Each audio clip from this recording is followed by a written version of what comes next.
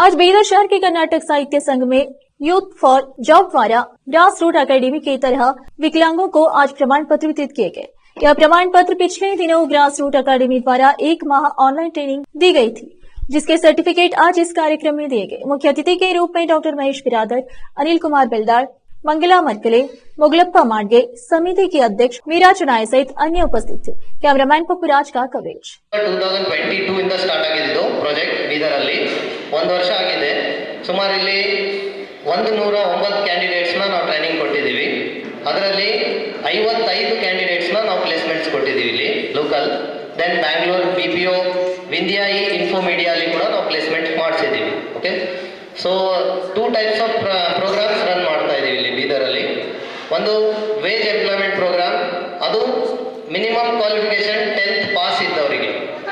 Then self employment program, ಅದನ್ನ below 10th ಇದ್ರು ಕೂಡ ಅವ್ರದ್ದು ಆಲ್ರೆಡಿ ಎಕ್ಸಿಸ್ಟಿಂಗ್ ಬಿಸ್ನೆಸ್ ಇದ್ರೆ ಇಲ್ಲ ನ್ಯೂ ಬಿಸ್ನೆಸ್ ಸ್ಟಾರ್ಟ್ ಮಾಡ್ಬೇಕಂದ್ರೆ ಅದರಲ್ಲಿ ಫ್ರೀ ಟ್ರೈನಿಂಗ್ ಕೊಟ್ಟು ದೆನ್ ವೇಜ್ ಎಂಪ್ಲಾಯ್ಮೆಂಟ್ ಅವರಿಗೆ ಪ್ಲೇಸ್ಮೆಂಟ್ಸ್ ಮಾಡ್ತೀವಿ 1 ತಿಂಗಳು ಆದ್ಮೇಲೆ। ನೆಕ್ಸ್ಟ್ ಸೆಲ್ಫ್ ಎಂಪ್ಲಾಯ್ಮೆಂಟ್ ಇದ್ದವರಿಗೆ ಲೋನ್ ಅರೇಂಜ್ಮೆಂಟ್ ಮಾಡಿ ನಾವು ಪ್ರೋಗ್ರಾಮ್ನ ಸಕ್ಸಸ್ಫುಲ್ ಮಾಡ್ತಾ ಇದ್ದೀವಿ। ತಮ್ಮ ಎಲ್ಲ BRWs ಮತ್ತು MRWs DDW ಸಾಹೇಬರು ಎಲ್ಲರೂ ಮುಖ್ಯ ಅತಿಥಿಗಳ ಸಪೋರ್ಟ್ ಇಂದನೇ ನಾವು ಈ ಪ್ರಾಜೆಕ್ಟ್ ಇಲ್ಲಿವರೆಗೆ ಸಕ್ಸಸ್ಫುಲ್ ಮಾಡಿದ್ದೀವಿ। ನಾವೀಗ ಮುಂದೆ ಕೂಡ ಇದೇ ರೀತಿ ತಮ್ಮ ಸಪೋರ್ಟ್ ನಮ್ಮ ಪ್ರಾಜೆಕ್ಟ್ ಸಕ್ಸಸ್ಫುಲ್ ಆಗೋದಕ್ಕೆ ಇರಬೇಕಂತ ಕೋರ್ಕೊಳ್ತೇನೆ। ನಾನು ಮೊದಲನೇದಾಗಿ ನಮ್ಮ ಜಿಲ್ಲೆ ಪರವಾಗಿ ತಮ್ಮೆಲ್ಲರ ಪರವಾಗಿ ಈ ಹೈದರಾಬಾದ್ನಿಂದ ಬಂದಂತಹ ಗ್ರಾಸ್ ರೂಟ್ ಅಕಾಡೆಮಿ ಇದೆ, ಅವರೆಲ್ಲರಿಗೆ ಚಪ್ಪಾಳೆ ಮುಖಾಂತರ ತಾವೆಲ್ಲರೂ ಅಭಿನಂದಿಸಬೇಕಂತ ಕೇಳ್ಕೊಳ್ತೇನೆ। ಕಾರ್ಯಕ್ರಮವನ್ನು ಈಗ ತಾನೇ ಉದ್ಘಾಟಿಸಿದಂತಹ ವೇದಿಕೆ ಮೇಲೆ ಆಸೀನರಾಗಿರ್ತಕ್ಕಂತಹ ಜಿಲ್ಲಾ ಪಂಚಾಯತಿನ DS ಮತ್ತು ನಮ್ಮೆಲ್ಲರ ಪ್ರೀತಿಯ ಸೋದರರಾಗಿರ್ತಕ್ಕಂಥ ಡಾಕ್ಟರ್ ಮಹೇಶ್ ಅವರೇ, ನಿಮ್ಮೆಲ್ಲರ ನೆಚ್ಚಿನ ಅಧಿಕಾರಿಗಳು ಡಾಕ್ಟರ್ ನಾಗರಾಜ್ ಅವರೇ, ಹಾಗೂ ಈ ಒಂದು ಕಾರ್ಯಕ್ರಮವನ್ನು ಇಲ್ಲಿ ಆಯೋಜನೆ ಮಾಡತಕ್ಕಂತಹ ವಿಷ್ಣು ಅವರೇ ಮತ್ತು ಸೈಫ್ ಅವರೇ, ನಮ್ಮೆಲ್ಲರ ಪರವಾಗಿ ಜಿಲ್ಲಾಧಿಕಾರಿ ಗೋವಿಂದ ರೆಡ್ಡಿ ಅವರು ಬರಬೇಕಾಗಿತ್ತು, ಅವರ ಅನಿವಾರ್ಯ ಕಾರಣಗಳಿಂದ ಬರಲಿಲ್ಲ।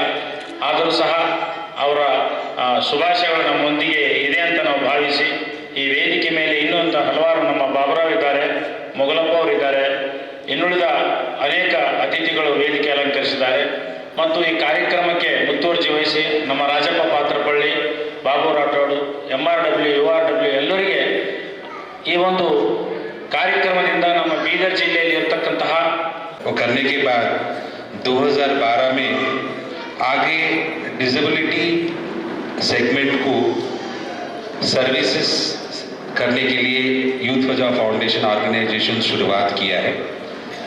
शुरुआत हम लोग पहले तेलंगाना में एक छोटा सा ऑफिस लगा के हम लोग गवर्नमेंट का जो प्रोग्राम स्टार्ट किया है। अभी 2024 में पूरा हमारा पैन इंडिया में हर सिटी में youth for job foundation office start किया है हम लोग। पिछले 7 साल से हम लोग बेंगलुरु में हमारा ये प्रोग्राम कंटिन्यूसली कर रहे हैं। यूथ फॉर जॉब फाउंडेशन में अलग अलग प्रोग्राम से एक अंडर ग्रेजुएशन का, और अंडर ग्रेजुएशन वाले हम लोग 1 महीने ट्रेनिंग देके उन लोग को अलग अलग सेक्टर्स में हम लोग जॉब प्रोवाइड कर रहे हैं। अमेजॉन, फ्लिपकार्ट, डीमार्ट, मोर सुपर मार्केट, रिलायंस, अलग अलग ಕಂಪನೀಸ್ में हम लोग ಈ ವಿಕಲಚೇತನ ಅನ್ನುವಂಥದ್ದು ಕೆಲವರಿಗೆ ಹುಟ್ಟಿನಿಂದ ಬರ್ಬೋದು ಮತ್ತು ಕೆಲವರಿಗೆ ಆಕಸ್ಮಿಕವಾಗಿ ಯಾವುದಾದ್ರೂ ಅಪಘಾತ ಆದಂಥ ಸಂದರ್ಭದಲ್ಲಿ ಕೂಡ ಇಂಥ ಒಂದು ವಿಕಲಚೇತನತೆ ಬರ್ತಕ್ಕಂಥ ಸಾಧ್ಯತೆ ಇರ್ತದೆ।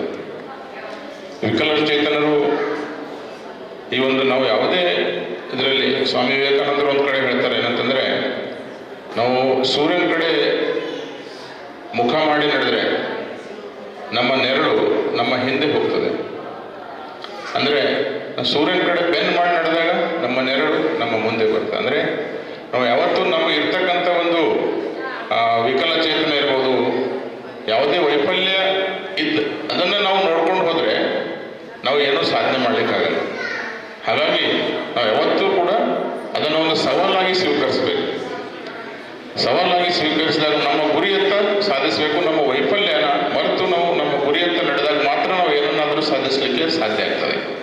ಅದಕ್ಕಾಗಿ ನಮಗೆ ಇರ್ತಕ್ಕಂಥ ಒಂದು ನನ್ನ ಕಡೆ ಭೇಟಿಯಾದಾಗ ನಾವು ಎಲ್ಲ MRW ಆಗಲಿ BRW ಎಲ್ಲರದ್ದು ಕಾಂಟ್ಯಾಕ್ಟ್ ನಂಬರ್ಸ್ ಡೀಟೇಲ್ಸ್ ಕೊಟ್ಟಾಗ ಸಾಕಷ್ಟು ಇಲ್ಲಿವರೆಗೆ ಒಂದು 109 ಜನಕ್ಕೆ ನಾವು ಅವರು ಟ್ರೈನಿಂಗ್ ಕೊಟ್ಟಿದ್ದಾರೆ ಅಂತ ಹೇಳ್ತಾ ಇದ್ದಾರೆ. ಅದರಲ್ಲಿ 51 ಜನಕ್ಕೆ ಪ್ಲೇಸ್ಮೆಂಟ್ ಕೊಡ್ತಾ ಇದ್ದಾರೆ ಅಂತ ಹೇಳ್ತಾ ಇದ್ರು ಈಗ ಸರ್ ಅವರು.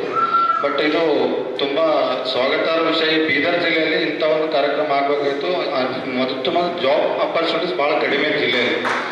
ಈ ಜಾಬ್ ಆಪರ್ಚುನಿಟಿ ಯಾವಾಗ ಬಂತಂದ್ರೆ ಅವಾಗ ನಾವು ಸ್ವಾವಲಂಬಿ ಆಗ್ತೀವಿ. ವಿಕಲಚೇತನ ಅಂದರೆ ಕೇವಲ ಅದು ದೌರ್ಬಲ್ಯ ಅಂತ ತಿಳ್ಕೊಂತಾರೆ ಸಾಕಷ್ಟು ಜನ. ನಮ್ಮ ಜಿಲ್ಲೆಯಲ್ಲಿ ನಾವು ಸಾಕಷ್ಟು 1 ವರ್ಷನ ಸಾಕಷ್ಟು ಅಬ್ಸರ್ವ್ ಮಾಡ್ತೀವಿ.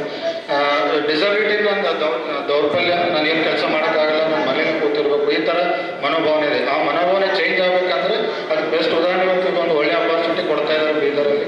ಇದನ್ನು ಸದುಪಯೋಗ ಪಡ್ಕೋಬೇಕು ತಾವೆಲ್ಲರೂ. ನಮ್ಮ ಎಲ್ಲ ವಿಕಲಚೇತನರು ಸಾಕಷ್ಟು ಮುಂದೆ ನಮ್ಮ ಇಲಾಖೆಗೆ ಸಾಕಷ್ಟು ಸೌಲಭ್ಯಗಳು ಕೊಡ್ತಾ ಇದ್ದೀವಿ ನಾವು. ಯಾರು ಇಲ್ಲಿವರೆಗೆ ನೇರವಾಗಿ ನಮ್ಮ ಇಲಾಖೆಗೆ ಭೇಟಿ ಕೊಡಲ್ಲ. ಏನೇ ಸೌಲಭ್ಯ ಕೊಡ್ತಾ ಇದ್ದೀವಿ, ನಾವು ಆಧಾರ್ ಲೋನ್ ಕೊಡ್ತಾ ಇದ್ದೀವಿ. ಯಾಕೆ ಸ್ವಯಂ ಉದ್ಯೋಗಕ್ಕಾಗಿ ಆಧಾರ್ ಲೋನ್ ಕೊಡ್ತಾ ಇದ್ದೀವಿ. ಉದ್ಯೋಗ ಸಣ್ಣ ಪುಟ್ಟ ಉದ್ಯೋಗ ಮಾಡ್ತಾರೋ ವೆಹಿಕಲ್ಸ್ ಕೊಡ್ತಾ ಇದ್ದೀವಿ. ನಿಮ್ಮಲ್ಲಿ ಅಬಿಲಿಟಿ ಇದೆ, ಬೇರೆಯವ್ರಿಗೆಲ್ಲ ಏನೋ ಬೇರೆ ಮಾಡಿ ತೋರಿಸ್ಬೇಕಂತ. ಸೊ ಈಗ ನಾನು ನೋಡಿ ಸ್ವಲ್ಪ 1-2-3 ಅಬ್ಸರ್ವ್ ಮಾಡೀನಿ. ಈಗ ಮೇಡಮ್ ಅವರು ಸನ್ಮಾನ ತಗೊಳಕ್ ಬರ್ಲತ್ತಿನಾಗ ಅವ್ರು ಯಾರಿಗೂ ಹೆಲ್ಪ್ ತಗೊಂಡಿಲ್ಲ. ಅವರೇ ಸ್ವತಃ ಇಳಿದು ಚೇರ್ಲಿದ್ದು ಸ್ವತಃ ಚೇರ್ ಹಾಕಿ ಸ್ವತಃ ಚೇರ್ ಮೇಲೆ ಕುಂತು ಪುಸ್ತಕ ತಗೊಂಡಿದ್ದಾರೆ.